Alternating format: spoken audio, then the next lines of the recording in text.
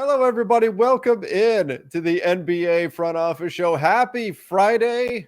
Been a busy day. We've got a number of news topics to get into. I'm Trevor Lane. You can find me on Twitter at Trevor_Lane, joined by Keith Smith at Keith Smith NBA. Keith, nothing crazy like the massive trade that we saw go down yesterday with your Boston Celtics, but still plenty to get into today. I guess let's start here. Let's start with Kemba Walker. That his stay with the Dallas Mavericks, short-lived indeed. He has been waived by the Mavs. What's going on here?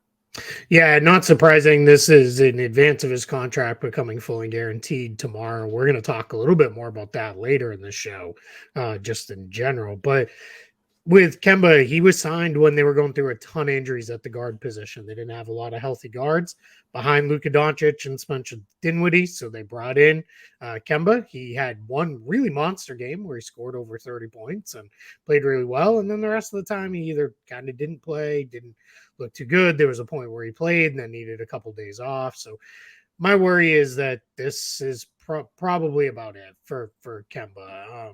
I think he's still a guy who, if you put him on your bench, deep guy, and you only needed him once every week or so, it's probably okay. But people keep saying this guy had over 30 points. Like, of course he's not done.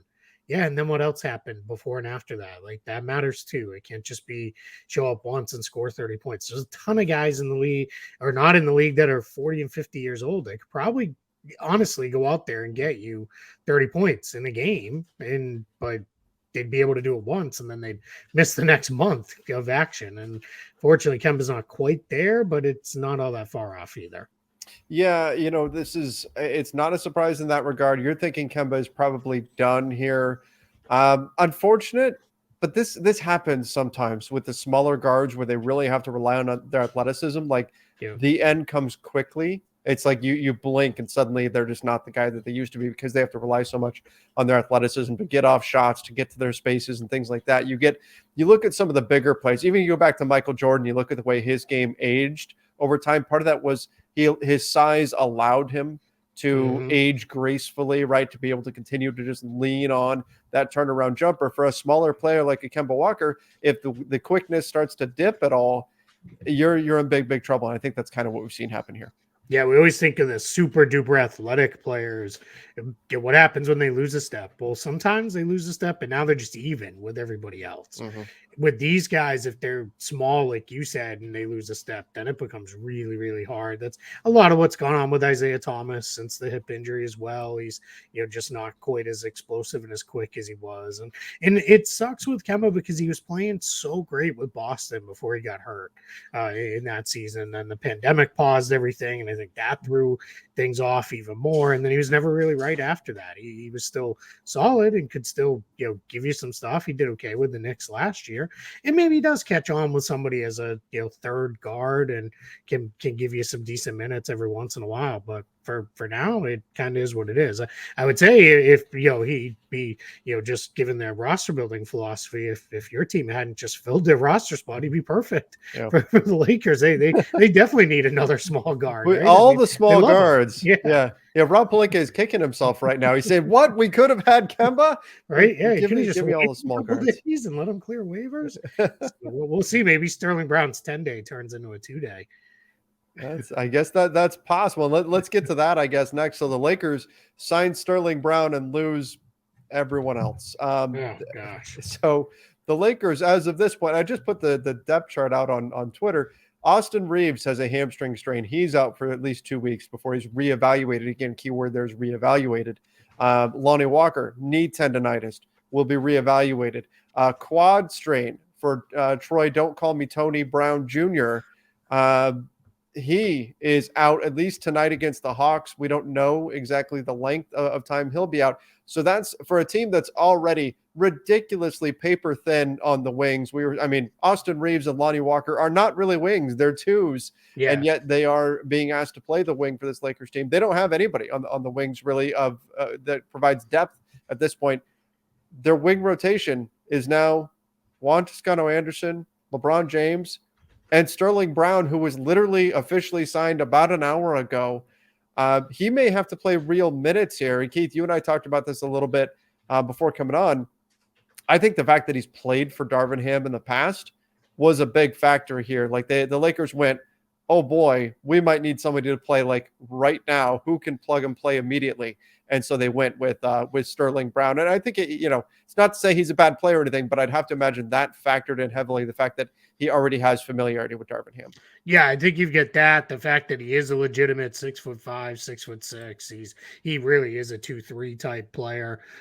You got to have something that's the guy. I was poking fun before, but someone who isn't a 6-foot guard needs to play that isn't named LeBron James or Thomas Bryant. Like that's just the reality of things. So yeah, I mean it's really hard, and this was one of the things we cautioned a year ago and this past summer. When your roster is so top heavy with the 30-40 million dollar players, you have to nail the way that you fill out the rest of the roster, because as injuries pop up, you can't be going to guys who are borderline, NBA level players. Mm-hmm. And some of what's happened here is now the borderline NBA level guys are even getting hurt.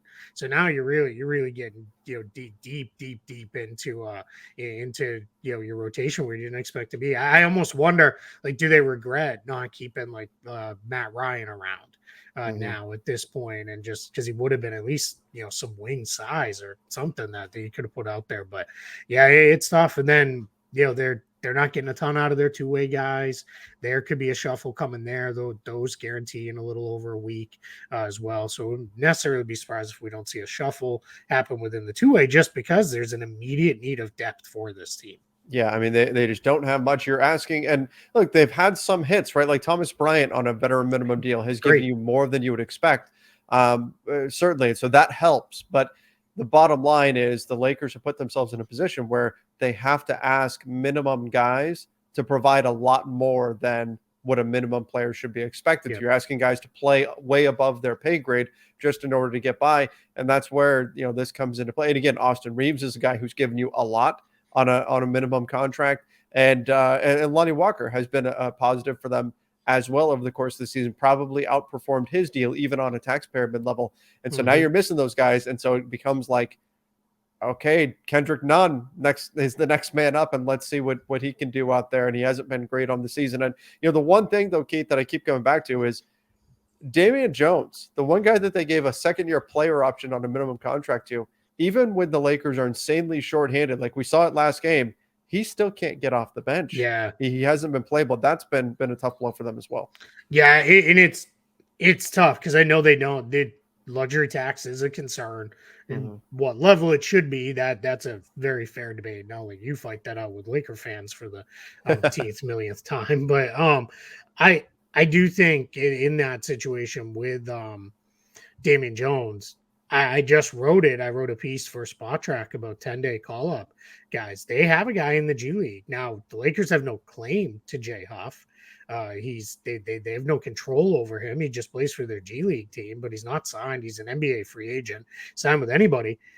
I would maybe start thinking about, all right, hey, if I can't move Damian Jones in a trade, I need to start thinking about, I'm going to cut him and at least give Jay Huff a shot and see. And played well for them in summer league. I know he's had a couple cups of coffee with the Lakers, I believe, if I'm correct, right? Yep. So you like, why not? The scout I talked to said, like, hey, this guy, he's only 24. He screams late bloomer, and he's the best combo of floor spacing, rim protection prospect out there that isn't Victor Wembanyama. Now that's probably some hyperbole there, right? But I mean, that is a rare combo. You don't see a ton of guys who can shoot the three and protect the rim, and Huff is doing that at a high level in the G League, and he's shooting consistently now too. So I would maybe consider that. But one thing I want to just kind of throw out there, and then I'll let you close it out, is I think this is the importance of whether you trade Russell Westbrook or what you do with the cap space this summer, which is really created by Westbrook's contract expiring, is I know it's the Lakers and the Lakers chase stars. I fully get that. And I fully understand maybe they can be in the mix. But you got to give serious thought to, do we need another $30 or $40 million player? Or is it best to start breaking those contracts up into like 2, 3, 4 players that make, 13 to 15 million a piece? And that's the tricky part of team building, right? If they were nailing these minimum signings left and right and doing great with them, then I'd say, yeah, fine, you go chase your star because you can fill it out. I just don't have a ton of confidence based off what I've seen the last couple of years that they're going to nail enough of those signings to build a functional roster. Yeah, agreed. And I'm of the same mindset. I don't want to see that. And it's not say it's not a viable approach, but the big three model, I don't think makes sense for this team moving forward. You're better off doing the big two with depth, which ironically the Lakers kind of were at the forefront of that movement and winning the championship in 2020 with that, and then went away from it. But let me close with this. The Lakers rumored to be working out Boogie Cousins, according to Chris Haynes, within the next week. J Huff or Boogie Cousins? J Huff. Like, you know what DeMarcus Cousins is. I mean, he's not gonna. And that's not a criticism. He should probably be on a roster somewhere. I thought he played well enough in Denver last year to have a backup center spot in the league.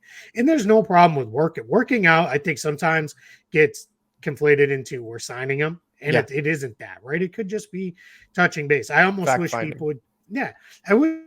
NFL teams, I think it's Tuesdays that they bring in all these guys, all these free agents. Every NFL team every Tuesday brings in guys and works them out. And a lot of times the reporters will be like, I know I see it with the Patriots because that's who I follow. It'll be Patriots had these 7 different players in for workouts. And more often than not, nothing comes of it, but you're refreshing your list. Just, hey, is that guy in shape? What does he look like? How does he, is he throwing the ball okay? Can he still run? Whatever it is. I think in this case, I'd like to see NBA reporting be a little bit better and fan reaction be a little bit better too. All right, they're checking in on Cousins. And, and if he came in and they're like, holy crap, he looks amazing, well, then maybe you do waive Damian Jones for him or something like that. But you can't give that roster spot to him. You already have a backup center you don't ever use. Like you said, you need wings right now. So I checking in with them, fine. If they moves forward into a signing, I would pass. Yeah, I mean, and even with, just to really close this out on Damian Jones, he has a player option for the second year. So even if you did want to move on from him, that would guarantee the second year if you were to waive him. Yep. So that's going to be a move where you're calling Indiana or San Antonio and saying, "Yep, what can we give you to take this on?" And it's so little money; it should only be a second round pick. Yep. And I know we have hammered, don't trade the first, but if you got to trade a second to get off Damian Jones, see you later. Bye. Off you go. And that is disappointing too, because I think we both liked that. I was excited about him. Yep. Summertime. Yeah, he had played well for the Kings, and just for whatever reason doesn't fit. I feel like the LeBron and Russ don't trust him. That he doesn't have the best hands in the world. That's it. They don't trust him to catch the ball. So when they throw it to him coming down the lane, it fumbles away too many times, and there's no better and quicker way for a big man to get himself put on the bench than fumble away some passes from the playmakers when they should be layups. Yep, like a running back putting the ball on the ground. That's going to get you on the bench real quick. Same thing with the center. If you can't catch that pass coming from LeBron, from a Russell Westbrook and finish it, that's not a good sign. All right, let's move away from my Lakers and let's talk Devin Vassell. This is another guy that I really, really like. And unfortunately, he's going to be out indefinitely now for the San Antonio Spurs. The Spurs, they're in tank mode and all of that, but still development year for Devin Vassell, and unfortunate that he's going to be out for a bit now. Yeah, and I know, again, people are screaming, well, they're tanking. What difference does it make? Well, it doesn't. Wins and losses. They were going to lose those games anyway. What you're losing is Devin Vassell being out there and being the 1-1A option on offense, and that's what he's been with Keldon Johnson when they both played. I don't know how many people realize Devin Vassell this year in the games he's played, 19 points per game, 45, 40, and 80 shooting splits. Yep. So pretty good shooting. He's upped his assists to 3.6 assists per game this year. So showing some stuff with the ball in his hands. And you're starting to finally see where the Spurs are like, all right, we kind of like this kid. And we feel like we've got something here. And with him and Johnson, those are kind of your younger building block guys, along with guys like Jeremy Sohan and the like. So it's just a bummer that now, indefinitely, probably, the nature of any kind of knee scope is at least 4 to 6 weeks. Yep.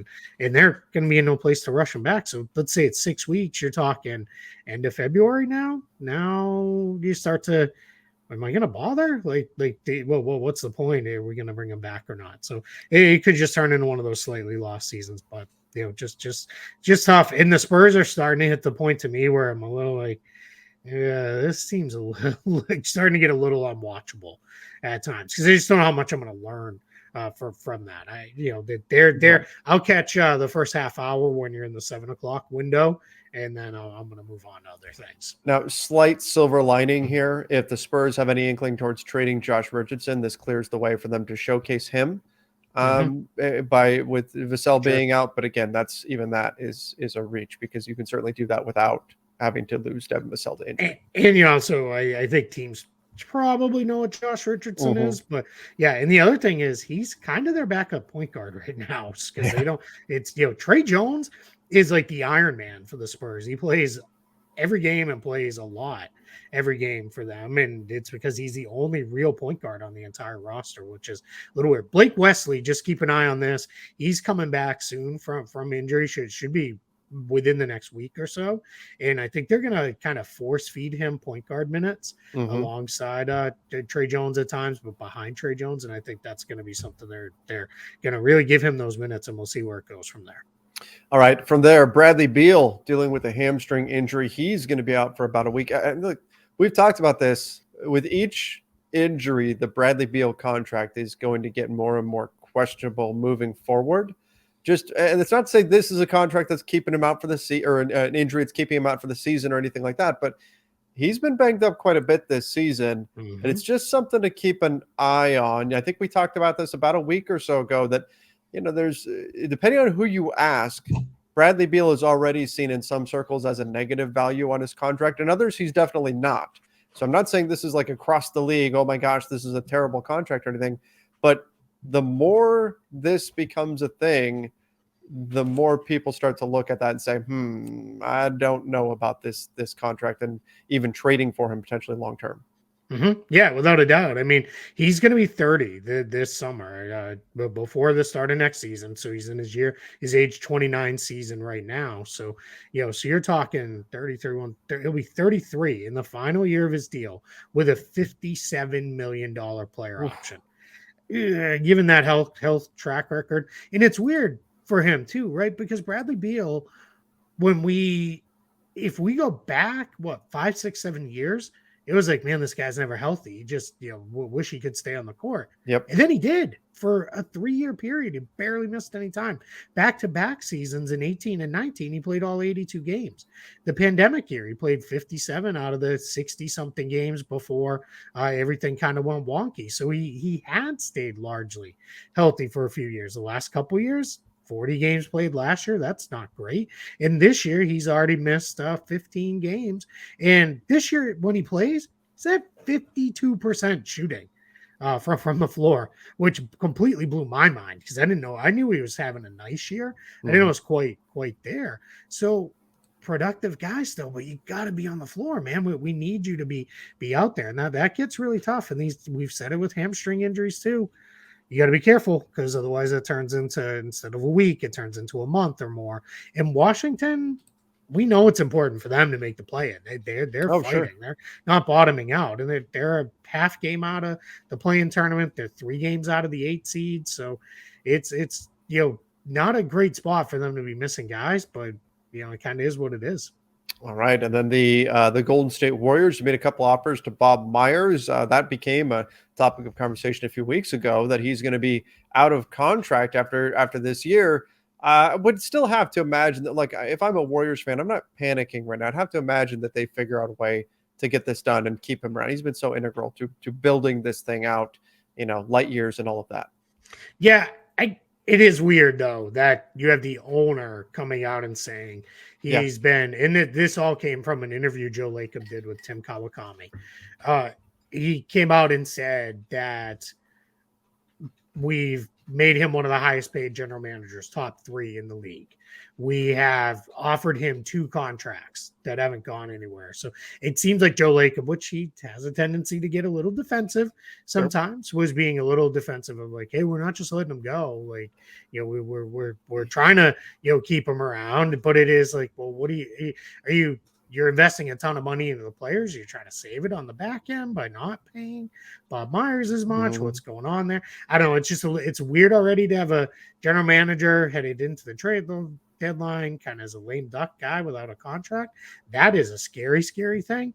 But then also, like, where are we going with this? And now you're putting all this out there publicly. I don't know. Something just seems a little off about the whole situation. Could this just be kind of public perception? Like in case Bob Myers, in June winds up, or whenever this contract officially is up, goes somewhere else, this can be, the Warriors can say, well, look, we did everything we could. This isn't on us. This is on him. He said, no, we did everything we could here. Is it just public perception that It you're could battling be. against? Yeah, for sure. It definitely could be. I think we've also seen too. I know we had a few GM moves last summer, notably Tim Connolly moving on over to Minnesota. But we've gone through a relatively stable period of time where we hadn't seen GMs, presidents. For lack of a better term, we're going to always just call them GMs because it's really, when we say GM, we're talking ultimate decision maker in the front office. Correct. But I'm wondering if we're kind of hitting a time where, or we may see more of this. We may see more movement and guys kind of shuffling and adjusting and those kind of things. And I mean, it's not necessarily fair, but I'm going to connect the dots. Bob Myers is an LA guy originally, and there's going to be a lot of thought to, like, could Bob Myers come be the guy to take over the Lakers if they ever were to move on from Rob Pelinka? And maybe for him, it's just, hey, let's keep that option open and see, where things go, because, if worse comes to worse, oh, God forbid, I just sign a new deal with the Warriors and stay here. Keith, that is definitely not getting clipped or anything like that for sure. Complete speculation. Correct. Yes. Total speculation. But I mean, that's a conversation we're going to be having if this keeps going. For now. Well, exactly. And the more any fan base that's frustrated with their team's decision making, if they don't like trades, it's going to be fire this guy. Bob Myers doesn't have a new contract, go hire him. It'll become almost like the new Masai Ujiri was a couple years back before he signed his new deal with the Raptors, where it'll be just get us that guy. Right. Exactly. All right. Let's talk. Last thing, we've got contract guarantee dates that's coming up tomorrow. So what does that mean around the NBA? Well, we talked about this a little bit on the last show, that players have to be waived in time to actually clear waivers before the deadline. So that's why you kind of see two different dates. You see, in fact, the dates that players need to be waived by, and then the date that it actually is listed on the NBA calendar. Yeah, exactly. Technically, January 10th is when all contracts guarantee. Functionally, it's January 7th because you have to clear waivers. It's 48 hours on waivers after you're waived, so that makes it tomorrow. Makes it tomorrow, Saturday the 7th, is you gotta, if you're going to move on from guys, there's 27 players, really 25, because the Lakers put it out through Woj and others that they're going to keep, and I think Dave McMenamin too, that they're going to keep Reeves and Gabriel, which was a no-brainer. Yeah, we knew that was coming, but it's they are. And so 25 guys still, and it ranges from complete no-brainers like guys like Jose Alvarado and Jalen Noel to guys who are a little bit more questionable. Maybe the team wants a roster spot. Maybe they just want a little bit more cap and tax flexibility. There's all sorts of ways you can get into it with this. But just don't be surprised if throughout the rest of the day today and tomorrow, you're hearing one of two things. Either trades are happening where guys are being moved around, or you're hearing players are getting waived and things like that, and teams are opening up spots. And then because it's 10-day season, you can turn right around and fill those spots with a 10-day if you want to. So it's, there's going to be a handful of guys who I think will sleep a lot easier tomorrow night if they're still, we hit past the 5 p.m. hour when business closes up for the day, and they're still on roster. They'll be feeling pretty good. There's a number of tense times coming up for players around the NBA. You've got both this one coming up here tomorrow, as well as, of course, the trade deadline on February 9th. Not fun experiences for players to go through, but gives us plenty to talk about. That's absolutely. January 15th, too, is the two-way deadline. So that starts to become like a big kind of shuffle date to potentially look at, too, with that. So, yeah, we got a lot of, minor and hopefully, fingers crossed for us content-wise, major roster moves coming over the next month or so. But trade deadline's almost here, man. It's a month away. Like, I know. We're closing right in. I felt like it was never going to get here. Now, all of a sudden, it's like, it's coming. I'm going to make a prediction. You ready? Uh-oh. Yeah. Within the next week and a half, we're going to have a major NBA trade. I like it. Yeah, I like it. I we're like. because somebody always does. Somebody is always like, "We're going to do it. We're pulling the trigger right now today." And Mhm. I'm not joking around with a Noah Vonleh. We'll try to spin it into a. Yeah, I'm talking a real, actual major trade that has impact on the league. A true Woj bomb, if you Yes, will. Yeah. correct. All right. I like And it. it'll happen sometime around 2:45 to 3 p.m. Eastern, Monday through Friday when I'm in the car doing school pickup. That is, of course, that's when they all know. I mean, Yep. we send the memo around. People Mm-hmm. wait. Say, okay, Keith left the house. Go ahead, Yep. Woj, drop that tweet out there, or Shams or Guaranteed. whoever. Go That ahead, is put the it out lock there. of all locks. Yep, yep. We know. Just like it just I said the same thing. As soon as I go on vacation, the Lakers going to make a trade. I love Patrick Beverly. Yeah. That is what I wasn't the trade we expected, but No, it's the way not the NBA necessarily. Yeah. operates. It Yeah, is a giant they league of made one. gotchas. It wasn't the monster. And just in case if people are wondering, we will be live on trade deadline day, Mhm. probably just like we did last year, a couple hours leading up to the deadline. And Trevor and I may need to check in and out of that if our Yep. teams are doing something, but we'll be live here with you on Front Office Show. And we'll do like we always do. Anytime we go live, we'll take a bunch of questions and have a whole bunch of fun. And we'll stay probably an hour and a half after the deadline, as well as deals still filter in and Mhm. deal terms and kind of wrapping it all up. But yeah, it's going to be a really fun day. We have a great time with it. That's right. That's right. Should be a good one.